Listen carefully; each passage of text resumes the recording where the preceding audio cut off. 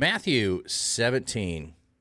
6 days later, Jesus took with him Peter, James, and John, the brother of James, and led them privately up a high mountain, and he was transfigured before them.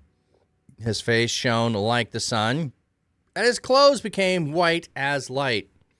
Then Moses and Elijah also appeared before them, talking with them. So Peter said to Jesus, "Lord, it is good for us to be here.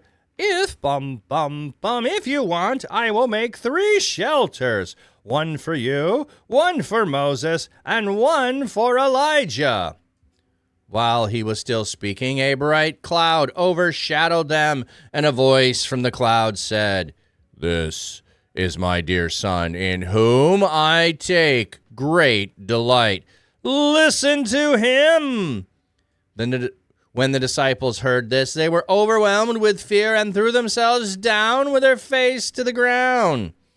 But Jesus came and touched them. "Get up," he said. "Do not be afraid." When they looked up, all they saw was Jesus alone. As they were coming down from the mountain, Jesus commanded them, "Do not tell anyone about the vision until the Son of Man is raised from the dead." The disciples asked him, "Why then do the experts in the law say that Elijah must come first?" He answered, "Elijah does indeed come first and will restore all things. And I tell you that Elijah has already come. Yet they did not recognize him, but did to him whatever they wanted.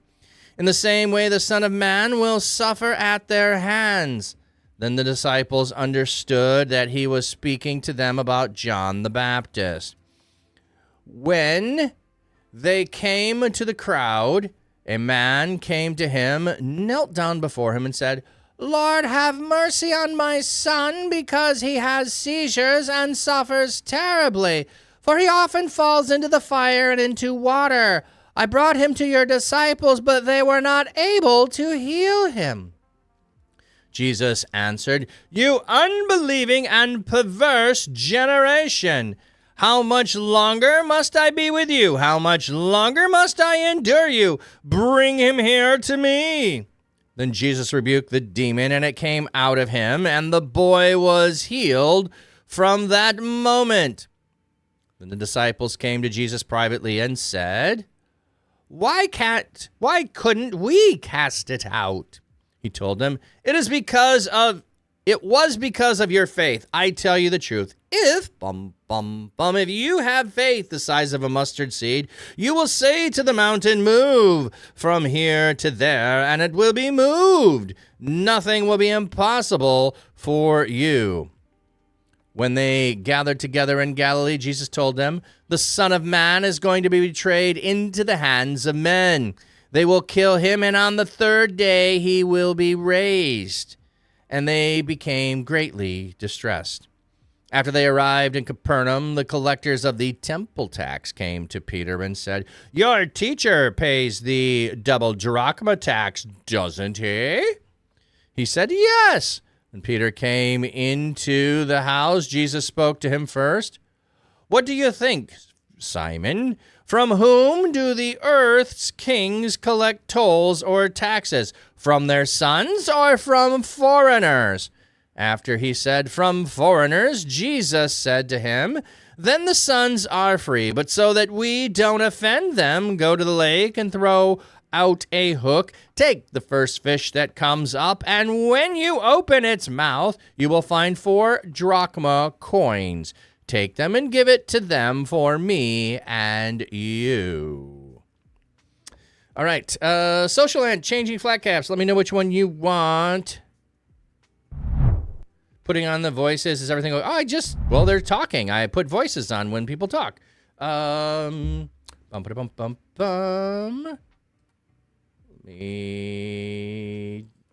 There we go. Where is it? There it is. Let me hide that so you can see. Let me know what hat you want, friend. Let me know what hat you want. And welcome in, Social Ant. I hope you are doing well, friend. I hope you are well today. It's always glad to have you here.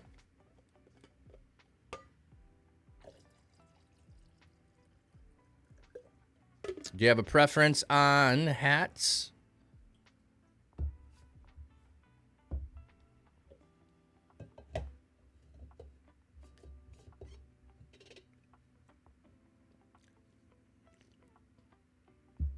Let me know. Otherwise, I'm just going to pick one.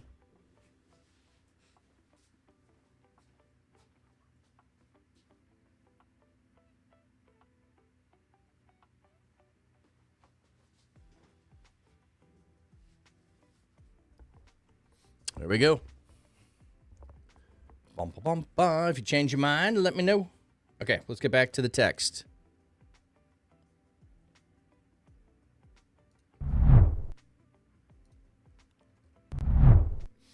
All right, so let's back up. Bum, bum, bum. So 6 days later, Jesus goes up on the mountain and is transfigured there. So it's trying to describe the transfiguration. Is that his face shines like the sun, his clothes become white like light. So what we have here is a description that is common with the appearance of God in the Old Testament, or the appearance of an angel of God in the Old Testament. And we will also see that angels also appear this way in the New Testament often, with brilliant white light, or with whiteness, or shining like the sun. These are all references that should point us to thinking of the appearance of God. And if Jesus is transfigured in this way, he is on top of the mountain. Moses went up on top of the mountain, and on top of the mountain was the encounter with God. So that's what we're thinking as being on top of the transfiguration. Jesus is now in some ways transfigured. Now, what does it mean? It does not give us an explanation of what is implied here, other than the appearance here. Does he, at this point afterwards, lay aside some of his divinity? I don't know. Does he take on some of it? I don't know. It doesn't tell us any of that in this passage. So you're finally able to breathe from the mass hug. It just tells us it happens. And after he transfigures, Moses and Elijah also appear. Now, I was talking with Fedorable Will about on the Mount of Transfigurations. Is Moses and Elijah physically present, spiritually present, relationally present? Well, it says they are talking to one another. So he is there with Moses and Elijah talking to him. So clearly they are talking, they're relationally present. Or there's a capacity to be relationally present. Jesus afterwards says, don't tell anyone about the vision you had. So is this just a vision that took place? They weren't actually physically present. They were only spiritually present. Or are these Moses and Elijah in resurrected bodies of some kind, or in temporary bodies, or just in spirit? Like, it doesn't say. There's lots of possibilities of what this means, what this looked like, what is happening. But when Peter identifies Moses and Elijah, he is thinking, let's build shelters here. Now, shelters are what they lived in during the desert. There's also the Festival of Booths. So Peter is thinking, let's build booths here. Let's dwell here because Moses is here. I mean, if they need a place to stay, it makes sense. Peter's thinking they are staying. Peter doesn't realize this is a short-lived thing. Now, we have no idea how the length of time this is. We have the encounter where we get down on the mountain that appears like it took some time to take place. Walking up and down the mountain would have taken place. Whatever happens at the Transfiguration, like, is this instantaneous? Well, how does time work up here? We don't know, okay? But don't think of it just as a flash and over that, Anyway, while Peter is speaking, he's interrupted by God, like, listen to my son, whom I delight in. That is the similar occasion of the baptism. Now we have transfiguration. We have the presence of God at both places. We don't have the Spirit descending like a dove here, like we did with baptism, but we again have 2 or 3 witnesses. So we have 2 or 3 witnesses at the baptism. We have John. we have the dove, and we have the voice. Here we have Elijah and Moses, and we have God's voice. So again, we still have the three witnesses to it. Oh, and then we also have Peter, James, and John, three more witnesses who are to tell the story later. So witnesses to validate who Jesus is, and witnesses who will tell the story. Hope you're tracking with that. So then they're overwhelmed. When God speaks, they're overwhelmed. They throw their face to the ground, and everything is over. And then Jesus comes and taps on them, and you get up. It's time to go. It's time to go. So coming down the mountain, he tells them, don't tell anyone until the Son of Man is raised from the dead. So after resurrection, you can tell. And their question is, hey, wait, Elijah was just there. Why do the experts in the law say Elijah must come first? And he says, because he does. And he already did. And they didn't recognize him. And then they understand that he was talking about John. So the disciples know what is supposed to happen. Now they understand and realize it, but John is already dead. He died back in chapter 14. Now the disciples are understanding that Elijah must come first, not the reincarnation of Elijah, but the forerunner who is one like Elijah, who is, in essence, the one making the path straight. So we have him come, and that is John.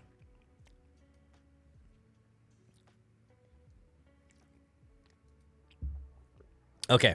Now when they come down, they have a man who comes to him whose son is having seizures, suffering terribly, falls into the fire, falls into the water. So the seizures that are happening, and I think one of the other Gospels describes it a little bit differently, of the demon which is in him intentionally does this to harm him. Matthew's version doesn't tell us that. He just suffers terribly. He falls into water and falls into fire when the seizures come upon him. He's often near things that can harm him. And this is horrible. And I came to your disciples, and they couldn't do it. Now, Jesus says, you unbelieving and perverse generation, how long must I be with you? How long must I endure you? Who is he talking to? The marker or direct address is functionally equivalent to the vocative and is represented in the translation by you. Okay. Faithless, the rebuke of lack of faith, has Old Testament roots. So it says the generation, you perverse generation, you unbelieving generation. Jesus couldn't do miracles in his own town because people did not believe. Do the people not believe Jesus' disciples have the capacity to do these things here? And that's part of the problem. Is he condemning the crowd? How much longer must I be with you? How much longer must I endure you? Bring him here to me. So it does not sound like he's rebuking the disciples there. However, well, he does use the word rebuke. The demon comes out. The boy is healed. However, after the healing, so Jesus just does this. Then the disciples came to him privately. Why couldn't we cast him out? He told them, it was because of your little faith. I tell you the truth. If you have faith the size of a mustard seed, you can say to a mountain, move from here to there, and it will be moved. Nothing is impossible for you. So he does attribute it to their lack of faith, their lack of it here, your little faith. You could have even done it with a little faith. You could have. But I still think he could be condemning the crowd for having no faith in his disciples to be able to do these things, only faith that Jesus could do these things. And they might have had only small faith, and they tried, and they didn't have enough power to be able to do it. And he is reminding them that even a small amount of power or faith is power. A small amount can do it. So you can do mighty things with little faith. Okay. Then he tells them that the Son of Man is going to be betrayed into hands. They will kill him, and on the third day be raised, and then became greatly distressed. So Matthew interweaves and going to continue to interweave from this point after Peter's rebuke that Jesus is going to be handed over, and he's going to be killed, and the third day he will be raised. So we notice what it says here, on the third day be raised, not after 3 days. So here, this statement is on the third day. So any part of a day is a day. in this thinking here. Other times he does say he'll be 3 days and 3 nights, but 3 days and 3 nights is the reference to Jonah, and Jonah was 3 days and 3 nights. So even the style of it being like it doesn't mean it has to be exactly as it was to be actually true. Okay. So he's warning them, and now we're in the next location. They arrive in Capernaum. The collectors of the temple tax come to Peter. Your teacher pays the double drachma tax, doesn't he? Like trying to catch him in not doing something he's supposed to do. He says yes. Now, what I'm uncertain of here is there is a temple tax that was instituted back in the Torah. I don't remember where it is. It might be at a couple locations, where there's a tax that every male is to pay. But it doesn't sound entirely like, like how often is it paid? This sounds like maybe it's something different from the way that Jesus is responding to these things. Like, yeah, you're going to collect the tolls from the, do the king collect taxes from his own sons or from foreigners? Well, it would obviously be from foreigners. The king is not going to collect taxes from his own sons. Now, notice it's not citizen. Let me see what the footnote says here. There is a footnote. Before I say it's not citizens, let me check it. The phrase their sons may mean their citizens, but the term sons has retrained. Okay, so it could imply citizens. Is it just me or does the stream get choppy? Oh, no. I'm not showing issues, but we don't want that. Let me look here a second. No, it looks good. Let me know if it does. We'll stop and restart, but we'll try to finish this at least. So he gives a lesson to Peter, but then he says, so in order to appease them and to not cause problems, go fishing, Peter, and catch the coins that we need and give them for me and you. Because they asked about me. We're not paying everybody's. We're going to do those to appease them. That's because you got asked and you got asked about me. So go pay those for everybody. So the son should be free. And the first fish that comes, and when you open its mouth, this is one of those amazing things. Like, go fishing and catch money. And that's what he does. And this is one of those weird, amazing miracles that Jesus does. And so we want to think about God providing for us. Here's another good example of God providing for us.